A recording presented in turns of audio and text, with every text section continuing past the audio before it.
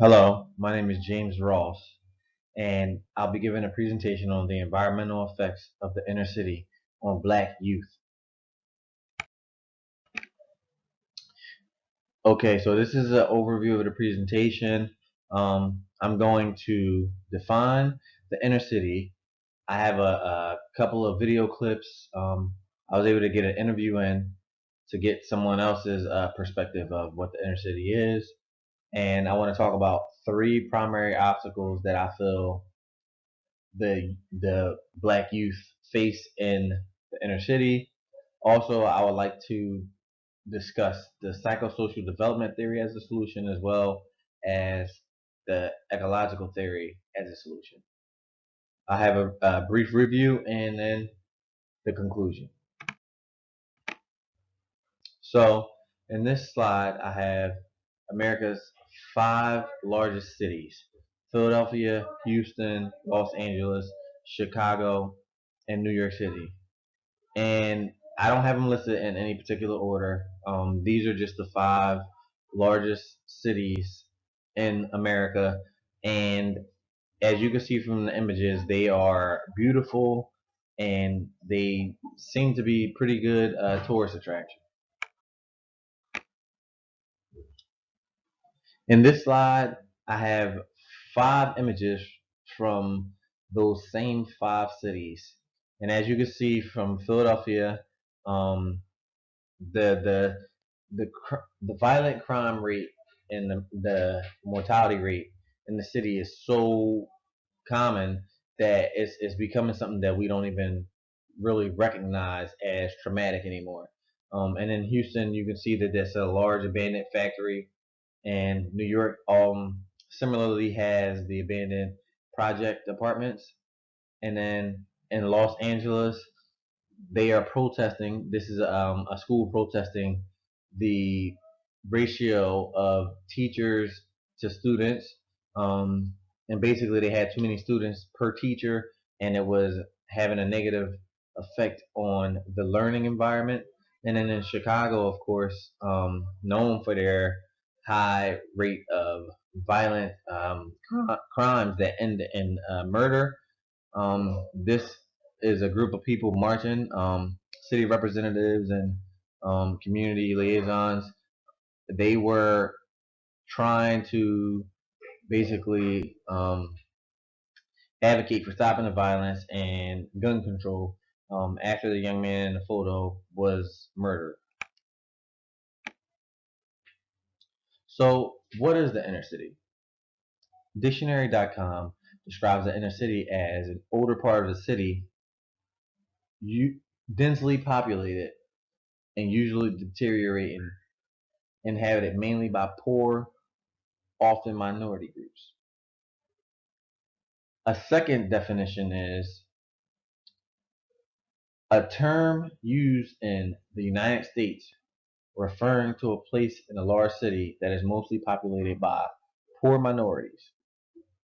It has nothing to do with the actual inner part of a city and generally refers to a wedge-shaped area within the city limits that separates the downtown area from the suburbs, such as the Bronx in New York, the south and west sides of Chicago, Dorchester and Roxbury in Boston, and South Central in Los Angeles.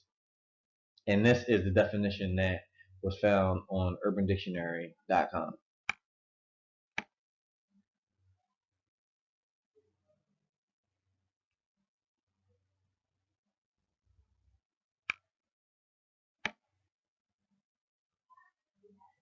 Okay, after that um, powerful interview with Mrs. Ross, I'd like to give you or present you with some alarming facts. African Americans have the highest mortality rate of any race or ethnicity in the United States of America. And the second alarming fact is African Americans have higher mortality for most leading causes of death in the United States, including heart disease, stroke, and cancers, as well as homicide and HIV/AIDS. Um, and as far as this quote goes, those diseases and ailments of the body are correlated with stress and poor health, which can also be um, developed in the inner city. So the main three obstacles that I like to focus on during this presentation will be education, poverty, and violence. So according to Glickman, communities and schools work against each other. And basically what he said was the educators and the administrators in the school generally just want the communities and churches and the parents to just, stay out of their way and allow them to teach the kids as they see fit. Um, they feel like they have the best methods to reach these children and that they are professionals, and they prefer that the community not intervene. Now, this doesn't they do not take into account the fact that these everyday organizations or communities have personal relationships with these children and may have better ways to reach them. So they inadvertently can be causing the children to not learn as much as they possibly could. Now, on the inverse, you have the community and the parents of these children blaming the educators in the schools for their child's inferior academic performance. While in some cases this may be the case, every case, every situation is different. So sometimes the parents are not actively taking a role of assessing the quality and the quantity of their child's education, and then when their child is not benefiting or not learning as much as they feel they should, they want to voice their opinion. Um, Now, as a result of low income, inner city schools are faced with a lack of resources. Now, having a lack of resources can lower the student motivation. And the way that it does that is students are aware that their schools don't have the equipment or technology to stand, to stand with the other schools in a city. So, for example, today is becoming a very technological time. So now we have students that need to use computers, and we have schools within the inner city that are not able to fund computers. So that would lower the motivation of the student. Now, once the students have a lower motivation, um, they stop coming and they stop attending school because it loses their interest. Now, when they stop attending school because of the limited resources, the school employees lose their morale, and then they kind of start looking at their position as just a a job. And there are countless teachers that have been, can be quoted as telling their students, listen, you can learn or not learn, either way I'm gonna get paid. So they really lose that desire to teach. And then moving on from that, the teachers just continue to push the students out of their classrooms because they don't want to be bothered with them anymore. And then they have forced countless numbers of high school seniors into graduation, and these seniors are not prepared for what the real world has for them. So they're pretty much pushed out of school and into the real world with no education, and they're not able to obtain gainful employment, and then they essentially become a part of their impoverished communities.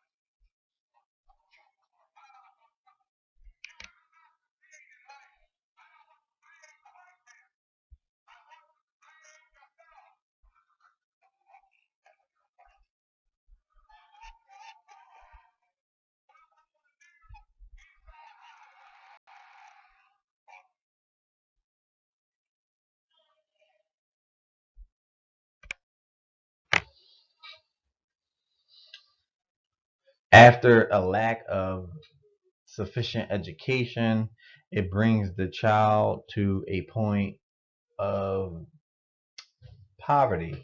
What happens is they graduate from school, they're pushed out of school, and they do not have the skills or the education that's necessary to obtain a good job. And when they don't have a good job, they become dependent on the state. Now, their dependence on the state doesn't stop them from, taking the steps and moving forward in their life cycles and, starting families of their own. Um, Now, without a job, generally what happens is they become even more so dependent on the government. And um, many of them, they developed these habits of trying to dance with Lady Luck. They'll buy hundreds of dollars of lottery tickets. They'll spend thousands of dollars in the casino trying to make a change and come up. Um, so basically, you know, their limited education has now pushed them into a corner where they're gonna, be faced with poverty. Now, when they decide that they're gonna be successful and do whatever it takes to take care of their family, that's when most of them turn to violence and crime. Um, and then that's when you deal with the violence of the inner city. Now, with violence in the inner city, um, it's important to remember that you have, just regular violence of, you know, the guy that's trying to feed his family, that's trying to, get stuff, or the guy that's trying to get drugs, and then you have gang violence. Now, when somebody has a motive, of taking care of their family, the crime or the type of violence that they use is is I'd say is really unpredictable because they got to get something for their family and nothing can stand in their way. Now, when you're talking about gang violence, it's really it's more so organized violence. A lot of it is territorial violence. You know, territorial violence, beef over you know who would repping your gang, and this is becoming even more so popular and mainstream now. You have Bloods and Crips just about in every state and city, and I mean they've taken to social media and whatnot, so gangs are becoming a bit of a problem. Now, as a result of the poverty in the inner city, there are high rates of black crime, even though the crime rate is steadily decreasing nationwide. And now, as a result of the increase of the inner city crime, the communities are highly segregated. Now, this segregation and the poverty amongst the inner city, it it pretty much turns into what Thompson referred to as a self-perpetuating character. That is the violence in the inner city, because the lifestyles that people take on and the measures that they have to take to protect themselves. It usually breeds more violence. Violence begets violence. Um, and here I have a quote from a guy named Cedre. He was a kid and he experienced some things. So what it says is, me and my stepmother, we was walking down the street, going to church, and we were walking past the projects, and people was in the parking lot, and they got to shooting. The car fled, still shooting and stuff, and she was pregnant, my stepmother, and we got right in the middle into the crossfire. Me and my stepmother and my little sister. I was just mad because it could have hit my little sister or my stepmother and my little brother she was carrying. They ducked down. They laid on the ground. I didn't. I just stood up. Didn't scare me. I've seen people get shot and everything because I live right down the street from the projects. Now this is from an excerpt. It was an interview that C Trey had with Thompson, and there were several of these interviews that were in Thompson's article, and they just reflect how living in the traumatic environments of the inner city has taken a toll on our youth. It changes the way that they perceive and they think.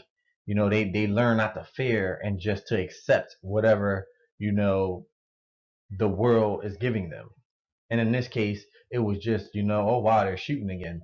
Um, he didn't see that as a danger anymore.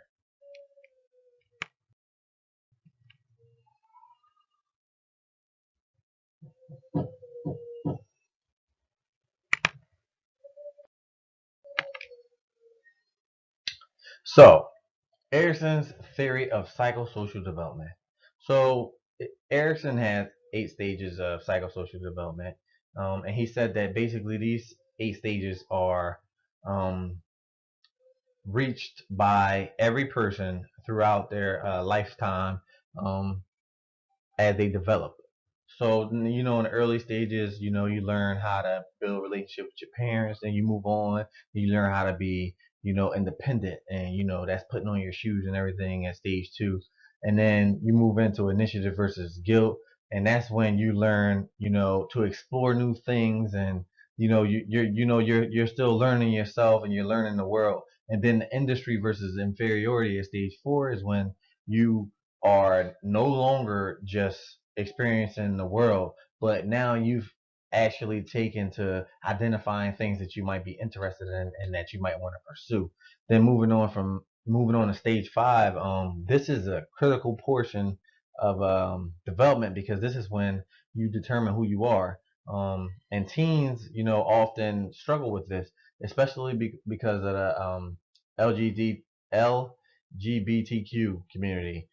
This is where they struggle a lot. A lot of them, they're faced with a lot of different obstacles at this stage alone, um, including bullying and being outcasted by their families. And sometimes, when you don't have a strong identity and a strong structure, and if those first 4 stages were very very solid, then it can lead to the person harming themselves, and even worse, killing themselves.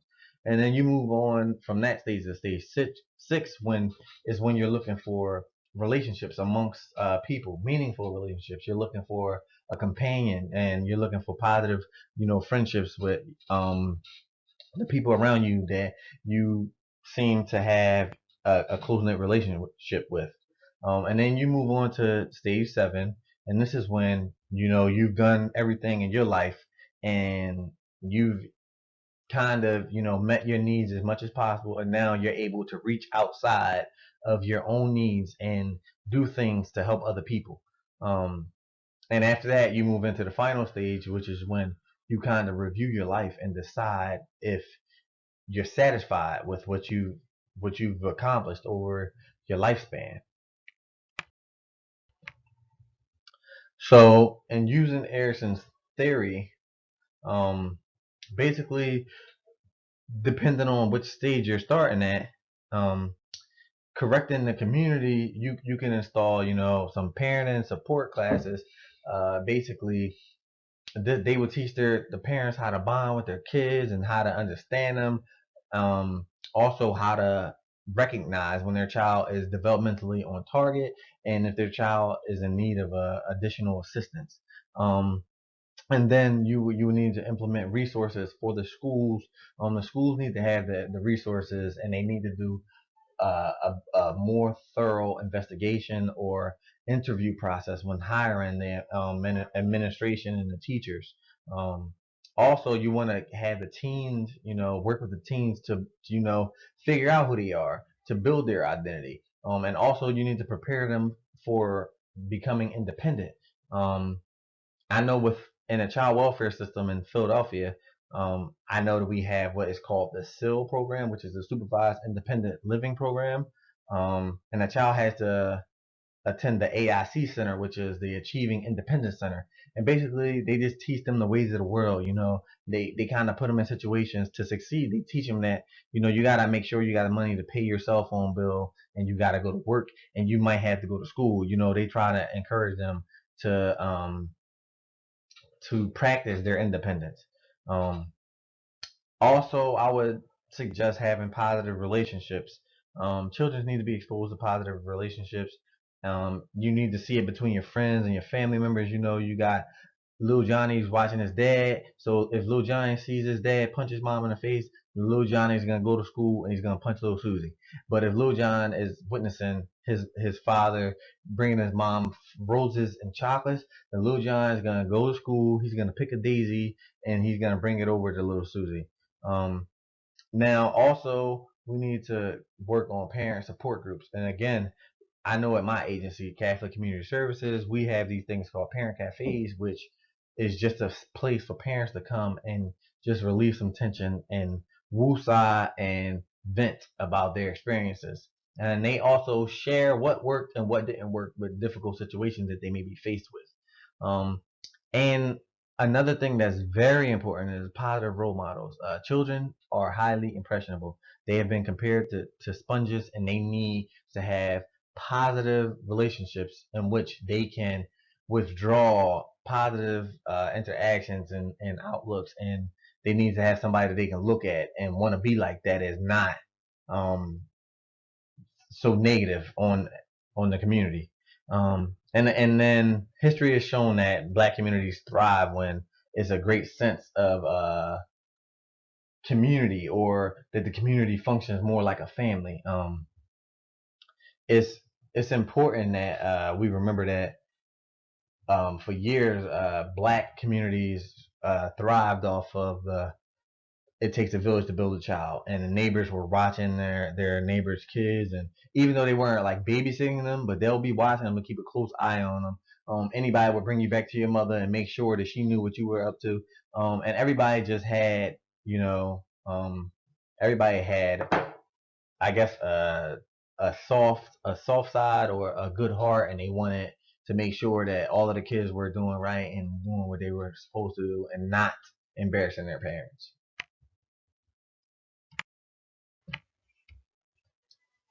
So moving on to Bronfenbrenner's ecological theory. Bronfenbrenner, he broke the environmental experiences that people have into four sections. He had the microsystem, which included the roles and relationships that a person experienced every day, the face-to-face contacts that take place in home and at work and in school. And then the second system was the mental system, which it actually looked into how the different subsystems of the microsystem, a subsystem being that place, that workplace or that school. It it it the mental system actually looks at how the school affects the home and how the home affects work. So it interacts with two or more of the microsystem environments. Then there's the exosystem. The exosystem is the level that people don't really necessarily have an influence on, but what happens in that level has an effect on the person. Um, so this would be, the school board, or the neighborhood, Beautify Philadelphia, for instance, or somebody being laid off of work because they're making cutbacks. Um, and the final system is a macro system, which this one includes how all of the cultural factors kind of influence each other level of the individual's environment.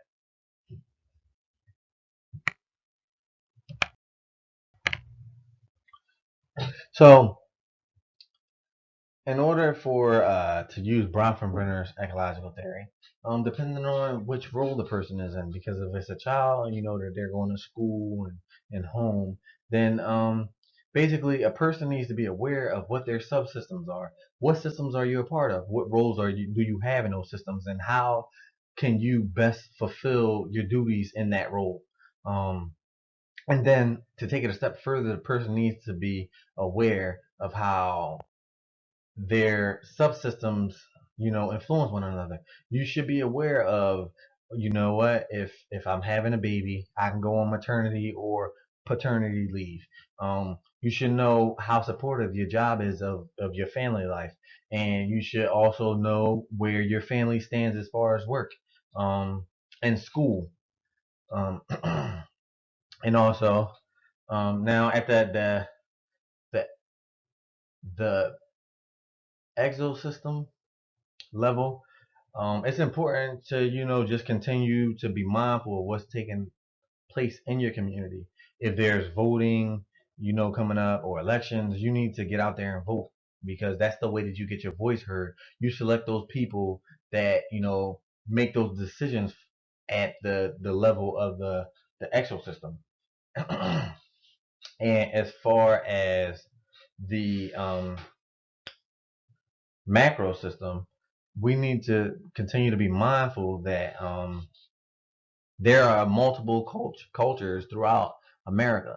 No one culture is prevalent here. So what we need to do is continue to be mindful and not show cultural bias. So like in social work, it's important that we continue to work with these families from a perspective that they might not know what our norms are or our society norms are, and where they come from it may be different. So not every case is necessarily exactly what it seems like. Not every case is just can just be considered as domestic violence because that's what we classified it as, or child abuse. In other countries, they still practice different techniques. So it's important to go in and more so explain what our cultural norms are and laws, and how they would have to follow them, to remain, a part of our community. But it's important for a person to be familiar with, the laws of their community and how do these laws impact your lifestyle. If your job is selling drugs, then why or how will laws impact that? Where you end up at? How your family, how would your children, survive?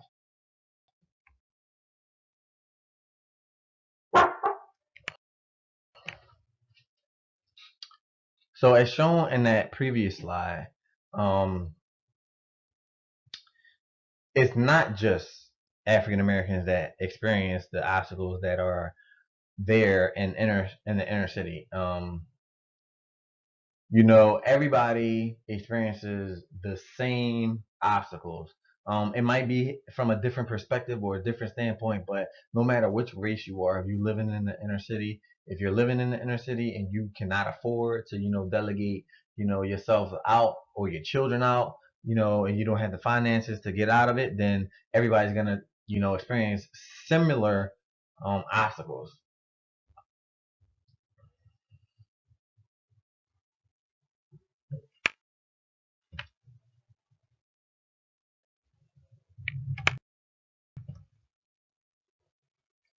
Thank you for watching my presentation, and I hope that you learned some significant information.